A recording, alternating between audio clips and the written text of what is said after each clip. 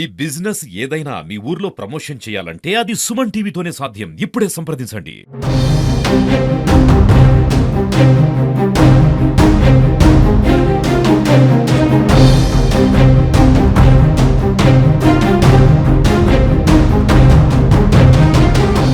Welcome back to Suman TV. నేను మీ సుప్రసాద్.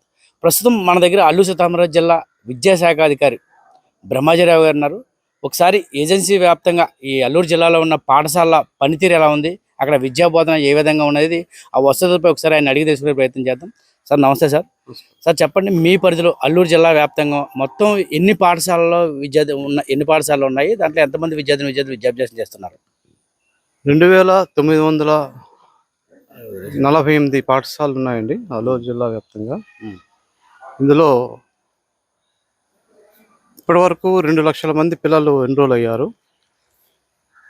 కొంత transition ఇంకా పెండింగ్ ఉంది, అది కంప్లీట్ చేస్తాం. ఒక 4000 వరకు ట్రాన్సిషన్ ఇంకా జరగవలసి ఉంది.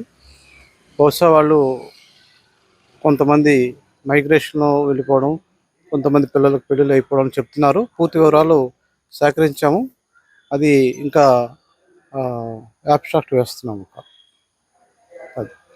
ప్రధానంగా ఈ నాడు నేడు పథకంలో భాగంగా చాలా చోట్ల ఆ బాత్రూమ్స్ అని వంటగదులు అని చెప్పేసి అదనపు తరగతులు కట్టారు సార్. చాలా చోట్ల అసంపూర్తిగా ఉన్నాయి కదా, వాటిని పూర్తి చేయడానికి ఎటువంటి చర్యలు చేపడుతున్నారా? మనకి రీసెంట్గా 45 కోట్లు గ్రాంట్ అనేది వచ్చిందండి. అందులో ఇప్పుడు అసంపూర్తిగా ఉన్న భవనాలు గౌరవ కలెక్టర్ గారు ప్రత్యేక చొరవ తీసుకొని ఎక్కువ ఏదైతే మనకి గ్రీవెన్సెస్లో వస్తున్న రిప్రజెంటేషన్స్ వాటికి ప్రాముఖ్యత ఇచ్చి కంప్లీట్ చేస్తున్నాము. అలాగే మరమ్మతులు కూడా కొన్ని పాఠశాలకు ఉన్నాయి, అవి కూడా కంప్లీట్ చేయడానికి ప్రతిపాదన తయారు చేస్తున్నాము. ప్రధానంగా ఇప్పుడు చాలా చోట్ల కూడా ఈ పాఠశాలలోని ఉపాధ్యాయుల కొరత ఉందని చెప్పి కొంచెం మనం గమనిస్తూ ఉన్నాం. ఈ ప్రస్తుతం డిఎస్సీలో అయితే కొన్ని పోస్టులు తీశారు కదా సార్, ఎంతవరకు మన ఏజెన్సీ వ్యాప్తంగా సబ్జెక్ట్ టీచర్స్ అంటే కొన్ని సబ్జెక్ట్ టీచర్స్ లేక ఇబ్బంది పడుతున్నారు, అవన్నీ కూడా ఎంతవరకు ఫుల్ఫిల్ అయ్యే అవకాశం ఉంది? ఉపాధ్యాయుల కొరత అనేది ఈ జిల్లాలో చాలా తీవ్రంగా ఉంది. ముఖ్యంగా జీకే వీధి, కొయ్యూరు, పెదబయలు ఆ ఏరియాలో చాలా ఎక్కువ ఉంది. అలాగే మనకి ట్రైబల్ వెల్ఫేరు ప్లస్ ఎంపీపీ స్కూల్స్లో దాదాపు 450 మంది వరకు మనకి అలాట్ అయ్యే అవకాశం ఉంది. తద్వారా ఈ 19వ తారీఖుని గౌరవ ముఖ్యమంత్రి వర్యులు మీటింగ్ పెట్టారు. ఎవరైతే సెలెక్ట్ అయ్యారో వీళ్ళందరినీ అక్కడ ప్రత్యేక బస్సుల ద్వారా తీసుకెళ్ళి ఆ సందేశం అయిన తర్వాత నియామక పత్రాలు ఇస్తారు. తద్వారా మన జిల్లాలో పూర్తి స్థాయిలో ఉపాధ్యాయుల కొరత అనేది తీరుతుంది. ఈ మధ్యాహ్న భోజన పథకం మెనూ ఒకటి మార్చారు కదా సార్, ఎలా ఉంది అసలు? అది ఉపాధ్యాయులు పర్యవేక్షణలో జరుగుతున్న మధ్యాహ్న భోజనం సంతృప్తిగానే ఉన్నారు విద్యార్థులు పూర్తి స్థాయిలో సంతృప్తిగా ఉన్నారండి. మేము జిల్లా స్థాయిలో ఒక ట్రైనింగ్ ఒకటి అంటే ఫీడ్బ్యాక్ ఒకటి తీసుకున్నాము, ఏ విధంగా మెనూ ఉంటే బాగుంటుంది అనే దాని మీద సంచాలకులు మధ్యాహ్న భోజన పథకం వారు జోన్ వైజ్ మెనూ తయారు చేశారు. అంటే ఈ ప్రాంతానికి సూటబుల్ అయ్యే మెనూ, ఈ జోన్ 1 ఈ 6 జిల్లాలకి సూట్ అయ్యే మెనూ తయారు చేసి పంపించారు. దాని ప్రకారంగా ఇప్పుడు మెనూలో మార్పులు చేర్పులు చేయడం జరిగింది.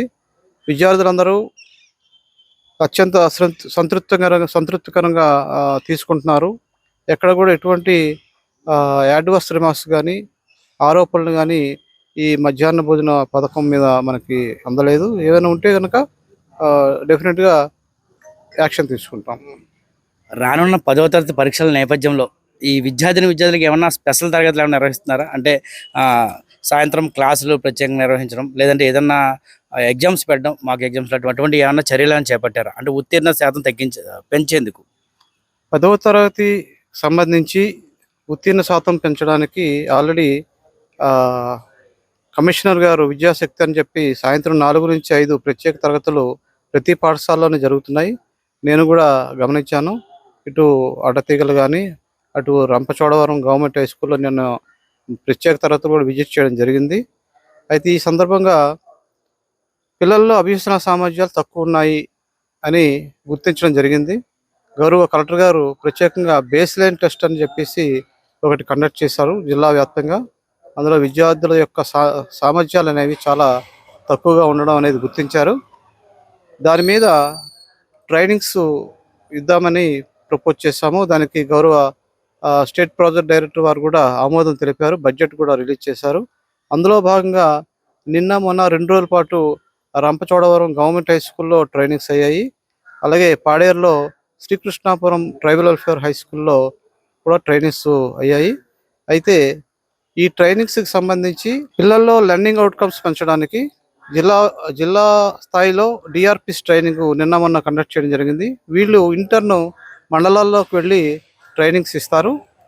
తద్వారా ఆ పిల్లల్లో యాక్టివిటీ బేస్డ్ లెర్నింగు, అలాగే ఈ తరలు టీచింగ్ టెక్నిక్స్ మండల స్థాయిలో ఉపాధ్యాయులకి ట్రైనింగ్ ద్వారా చెప్తారు. వాళ్ళు ఇంటర్ను పాఠశాలకు వెళ్ళి ఆ టెక్నిక్స్ ఇక్కడ ట్రైనింగ్లో నేర్చుకున్నట్టు విషయాలు పాఠశాలలో ఇంప్లిమెంట్ చేసి తద్వారా పిల్లల్లో అభ్యసన సామర్థ్యాలు పెంచేందుకు, లెర్నింగ్ అవుట్కమ్స్ పెంచేందుకు, అలాగే 10th క్లాస్ పరీక్షల్లో ఉత్తీర్ణత శాతం కూడా పెరిగేందుకు డెఫినెట్గా ఇది దోహదం పడుతుంది. 3వ తరగతి నుంచి 10వ తరగతి వరకు పాఠాలు బోధిస్తున్న ఉపాధ్యాయులందరికీ కూడా ఈ ట్రైనింగ్ అనేది వర్తిస్తుంది. జిల్లా వ్యాప్తంగా దాదాపు 6,200 మంది ఈ ట్రైనింగ్స్లో పాల్గొంటారు మండల స్థాయిలో. మనకి మన పరిధిలోని +2 కళాశాలలు ఏర్పాటు చేశారు కదా సార్. అంటే చాలా చోట్ల అక్కడ బోధన సిబ్బంది కొరత ఉన్నట్టు కనిపించింది. 2-3 సిబ్బంది తోటి ఇదవుతుంది. ఫలితాలు వచ్చేసరికి చాలా దారుణంగా ఉన్నాయని చెప్పేసి అంటున్నారు. అంటే 10th నుంచి +2 అక్కడ బాలికలకు ప్రత్యేకంగా అయితే ఏర్పాటు చేశారు. కానీ అక్కడ ఉపాధ్యాయులు ఎవరైతే లెక్చరర్స్ నియమించాలో సబ్జెక్ట్ టీచర్స్ లేరని చెప్పేసి కొంచెం ఆరోపణలు వినిపిస్తున్నాయి. ఈ నేపథ్యంలో అది ఇంకా ఉత్తీర్ణత సాధించేందుకు ఏమన్నా ప్రత్యేకమైన చర్యలు చేపడుతున్నారా?